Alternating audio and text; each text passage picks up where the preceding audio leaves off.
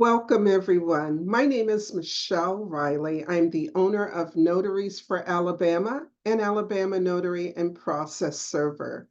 I post videos on this channel for Alabama notaries about being an Alabama notary in order to help you to become more successful. Those of you who are signing agents and mobile notaries know good and time well that there are days when you are very busy, especially the last 2 weeks of the month for signing agents. And then there are days and weeks where you hear crickets and you are very slow. This is why many notary signing agents and mobile notaries in Alabama find it important and necessary to find other streams of income. Allow me to share my screen. Today's rant is about 3 side gigs that I think you should avoid as Alabama notaries. And as you know, a side gig or a side hustle are business opportunities that you invest in and get involved in with the hopes of bringing in additional monies during those times when loan signings and mobile notary work is slow. The very first side gig that I'd like to talk about is called Permit Runner. A permit runner or an expediter is someone who is hired in order to, for the purpose of filling out applications or getting an application and taking it down to the courthouse, city hall for construction projects. Whenever someone is adding on to their home or building, the city, the state needs to know about it and give permission in the form of a permit. The contractor, the builders, the investors oftentimes are too busy to go downtown to get the permit, and so they will hire someone to do that for them. Generally speaking, no notarizations are required on the application form. Again, it really is obtaining a form from the person doing the building or the construction, hand delivering it to a city, state office, sometimes standing in line, paying a fee, obtaining the permit, and getting it back to the hiring party. I checked into permit running back in 2017. This was, I think I was on Facebook. I think it may have been on Facebook that I saw it posted as a great side gig to explore. I obtained the website of the notary in another state who was offering the training. At the time, the training, I believe, was $49 for a permit runner class. And so I signed up. I took the online course. It was not very long. I believe I completed it in just a few hours. And then I set out to do what the training taught me to do. Got in my car, went down to the county office, then the city office in Madison, and then hit Morgan County and Jackson County. And I got the same message at each place. No permit work available. I was shocked. What I heard at the locations was very different from what I learned in the training. Thankfully, in one of the offices, one of the staff members had gray hair like me, and she pulled me aside. She said, I know what you're talking about. Years ago, they would have a long line of permit runners waiting to purchase permits. But she explained with the internet, now most of the builders and contractors, developers were able to request the permits online, pay online, and print the permits right at home or in their office. I think you can imagine how I felt hearing that. Got back to my home office, made some calls to some other counties, and that was the general understanding across the board. Did I call all 67 Alabama counties? No. Um, and to be honest, I can't remember the exact count, but it was enough for me to know that technology had played a role in the demise of permit runners in the state of Alabama. And so while I'm not saying there is zero work, there is not the amount of work that I have been led to believe that there was.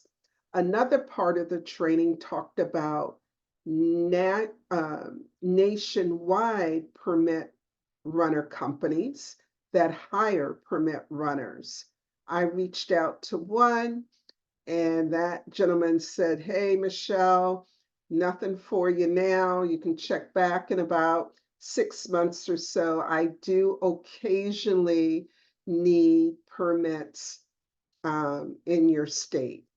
No, I never followed up because really I was very disappointed and also frustrated. Um, I really wish I had kept that $49 in my pocket instead of putting it in someone else's pocket. So that is why I start off with the first side gig, permit runner. I feel that since technology in Alabama is even now more common, even in rural areas, that chances are you're going to run into something similar for permit running. The second side gig that I'd like to talk about is the Form I-9. Form I-9. I like the Form I-9. I made quite a bit of money with the Form I-9. The Form I-9 was very popular, strong in the state of Alabama um, for a couple reasons. But for those of you who may be brand new to this form, the Form I-9 came about. It's actually a two-page document that is required to be completed by all new employees and by human resources. Federal law requires employers to make sure that before they hire someone, the employer has to verify the employee's eligibility for employment. So it's very strict guidelines, making sure that employers are hiring US citizens who are eligible to work. With the Form I-9, typically, no notarization is required. It's a form that needs to be completed quickly, within 3 days of someone being hired. So you may be wondering, so what does this have to do with notary since no notarization is involved? Well, a couple of things, especially years ago, even now, where employees can work anywhere.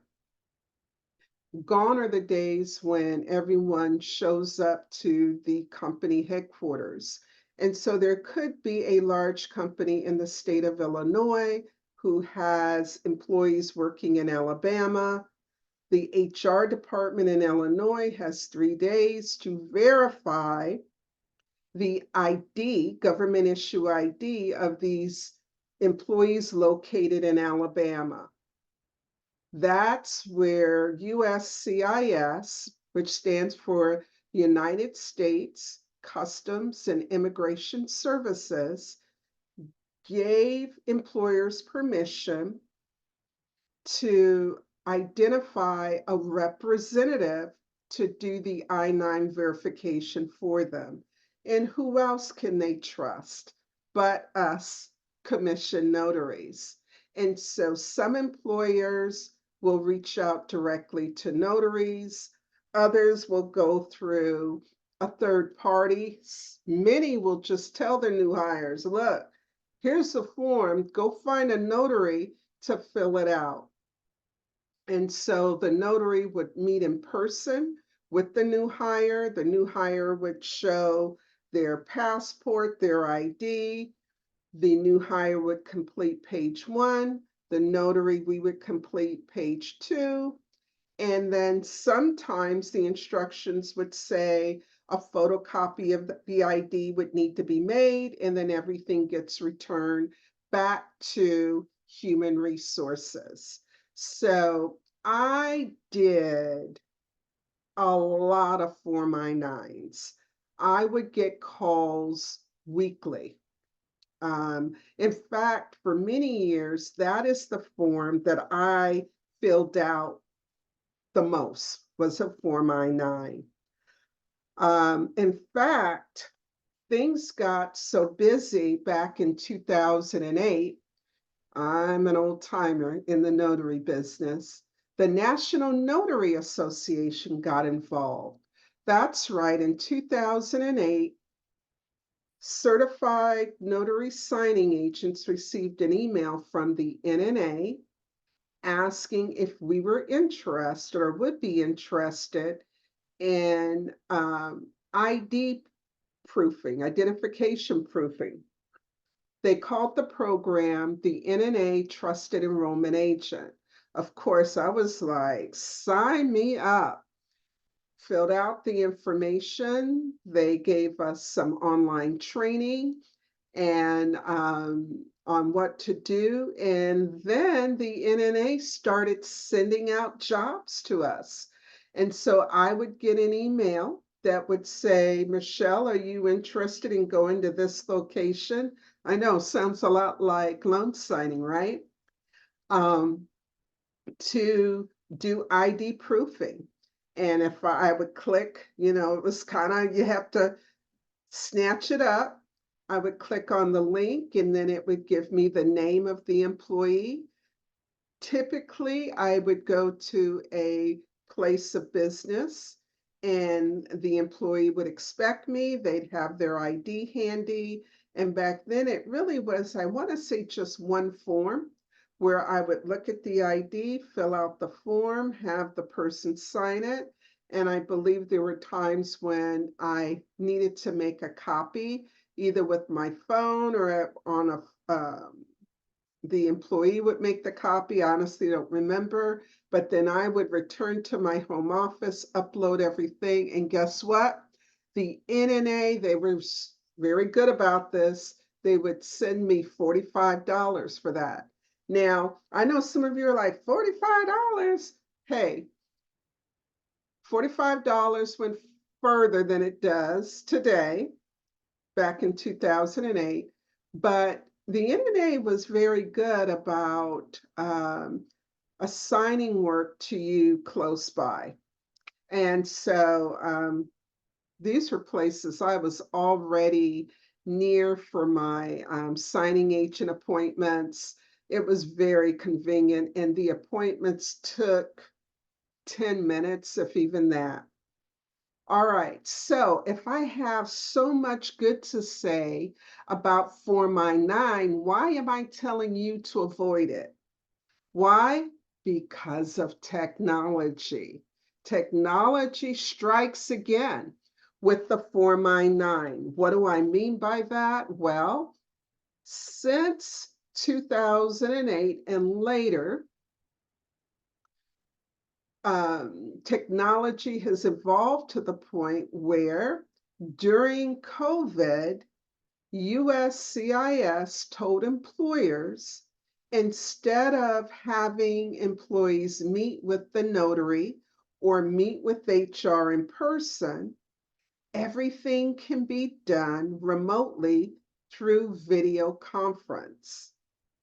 Now, that was done away with after the pandemic, and then the face-to-face Form I-9 work started up again. But guess what?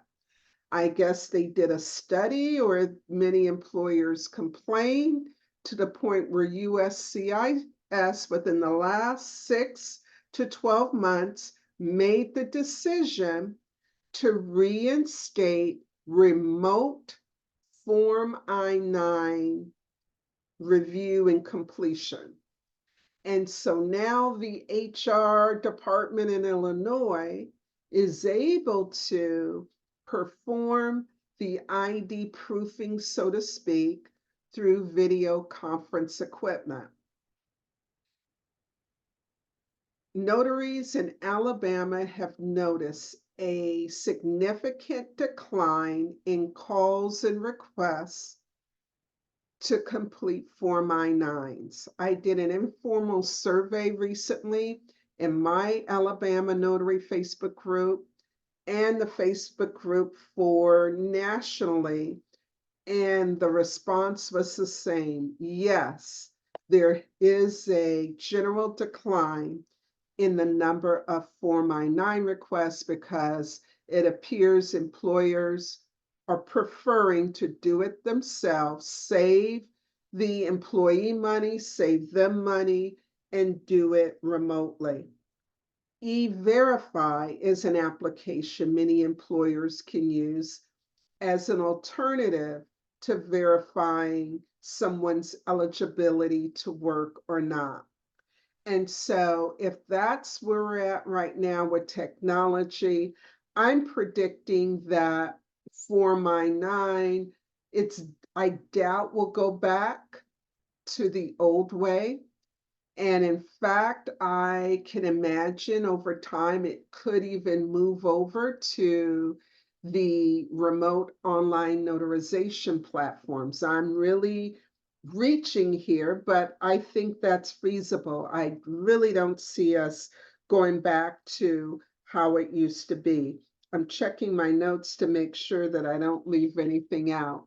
So again, even though it was profitable for me years ago and for many Alabama notaries, it is not that way today, which is why I have it on the list for you to avoid. I would not like for you to spend money on Form I-9 training, thinking that it was going to be a profitable opportunity, profitable side gig.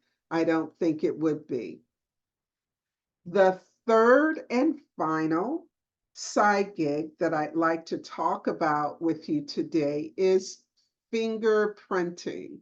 So we hit on the very first one, which is permit running. That is one that I paid for the training, attempted to perform permit running, never did not make any of that money back. Nothing came of it. Form I-9, I got on that early. As you can tell, I've been verifying ID since at least 2008, made quite a bit of money doing Form I-9. So that was a good business choice that I made. Fingerprinting. This is something that I pursued 2 different times since being a notary business owner. The first time I pursued it, I want to say was around 2007, 2008. That's when I was told, Michelle, you have got to have a standalone office. When I reached out to different vendors involved in fingerprinting, and then I'll tell you more about the second time in just a moment. And so fingerprinting, as you know, is required for many different occupations and fields. Um, work in a school district, healthcare, law enforcement, state, federal government, you're going to be fingerprinted. It's required for background checks. Every 2 years, I have to be fingerprinted. One for I'm a licensed Alabama private investigator, so whenever I renew my license, I got to be fingerprinted. I'm also a licensed insurance agent in Alabama and other states, another set of fingerprints. And so I'm very familiar with the fingerprinting industry because I keep having to be fingerprinted. Now, historically, it's the sheriff's department in counties that offer ink rolled fingerprinting, the same type of fingerprintings they do for, should I call them criminals? Men and women who are arrested and presumed innocent until proven guilty. When they're booked in jail, they go through the finger roll, the ink on their fingertips. And so many times that's where I would go to get fingerprinted because it is not expensive when you go there. And then technology shows its beautiful head again. Now, live scan fingerprinting is very common in the state of Alabama. And what I'm aware of is I've used the live scan fingerprinting as a customer. I'll go to some UPS stores and also some other private companies offer live scan fingerprinting. So again, as a notary business owner looking for side gigs, you should be asking yourself, so where would you fit in? And that's a really good question.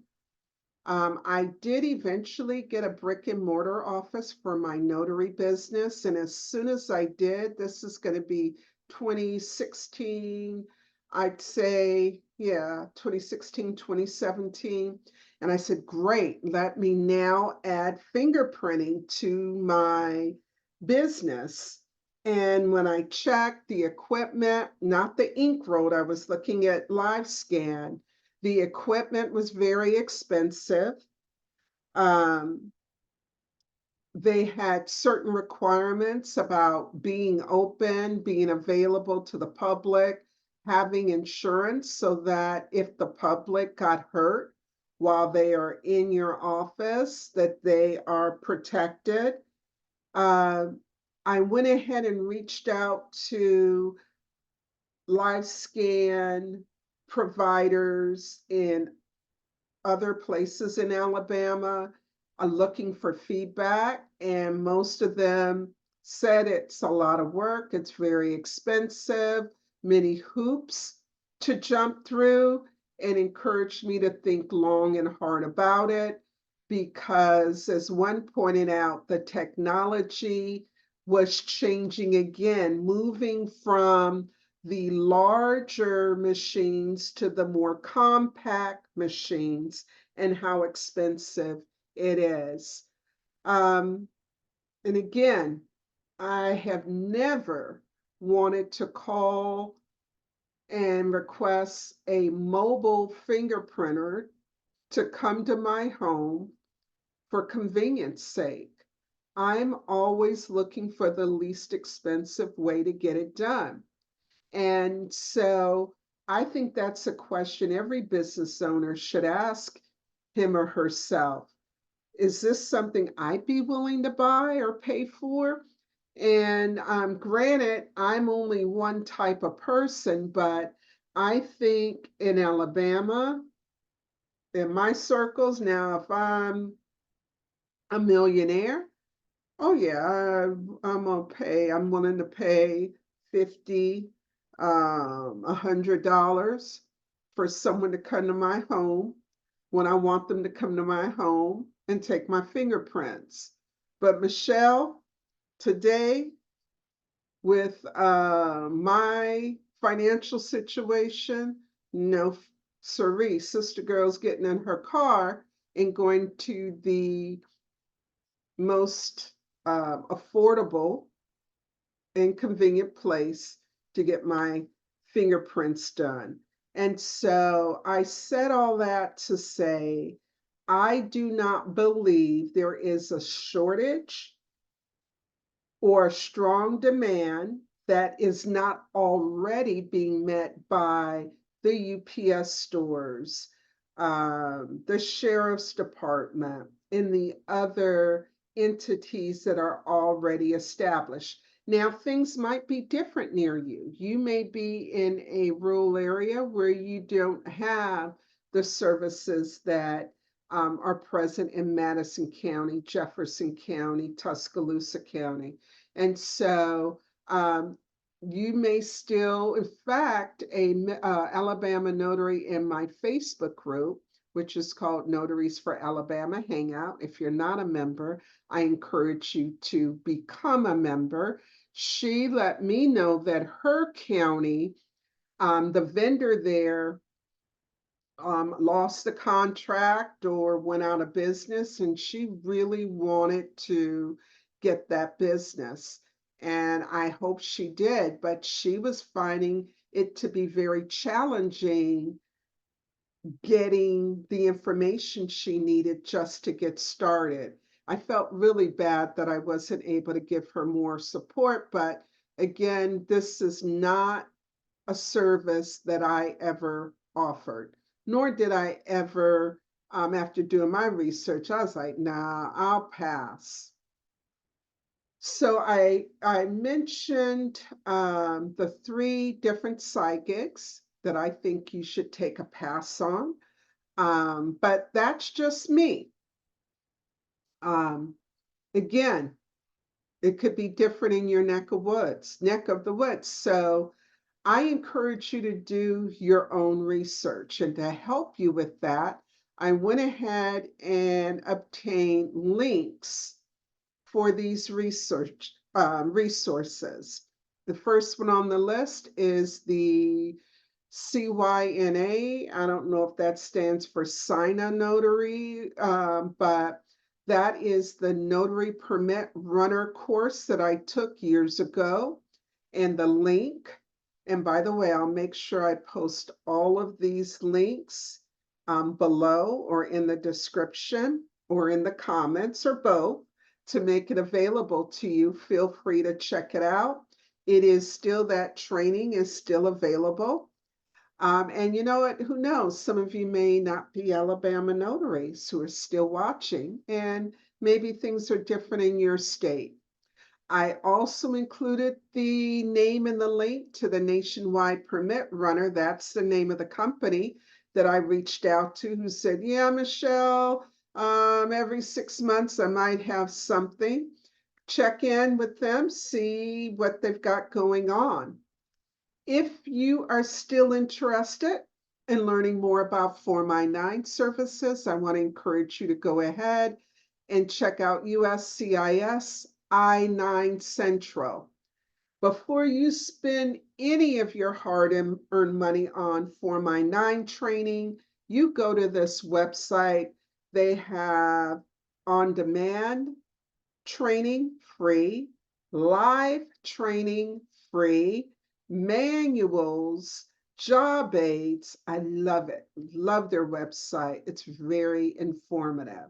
So check them out. And then for fingerprinting, while I was preparing for this video, I came across National Live Scan Association's YouTube channel.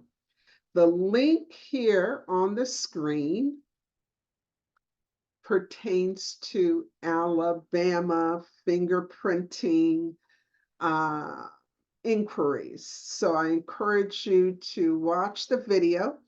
I watched part of the video and I liked what I heard because it was in line with what my research was on this topic years ago. So I did not get the impression that this was someone trying to sell you, an Alabama notary, on something that may not work well for us in our state. And I don't know about you, but I always appreciate honest feedback. Some of you may have spent part of this week in Orlando, Florida, at the National Notary Association's Notary Conference. And I hope you did. I heard it was wonderful. And if you did go, you would have sat in on some very interesting workshops by presenters from all over the country, some of them recommending new business ventures, opportunities, side gigs for you to consider. Research before you buy.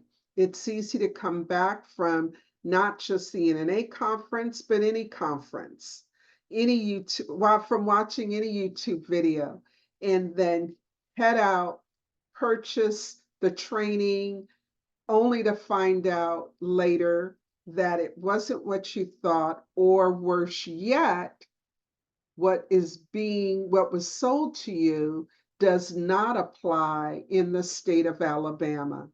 I can't stress enough how important it is for you to do your research before you buy up front so that you are not out of money. I have got plenty of stories to share with you about that, where I have wasted money prior to doing my research, and now I am really firm about that. I am going to stop sharing my screen because those are the three things I wanted to speak with you this evening. And if you would like to hear my opinion about other offers and side gigs, go ahead and add those things below in the comments for me, and I'll definitely respond and do what I can to research any other opportunities that you've heard about. And I am very interested in hearing from you about how you were using your notary commission and how that journey is going. I hope you found today's rant helpful. And if so, if you wouldn't mind giving us a thumbs up, a like, and a subscribe, I greatly appreciate it. And whatever you end up choosing to do, I want to encourage you to choose wisely. Thanks again. I look forward to seeing you next time.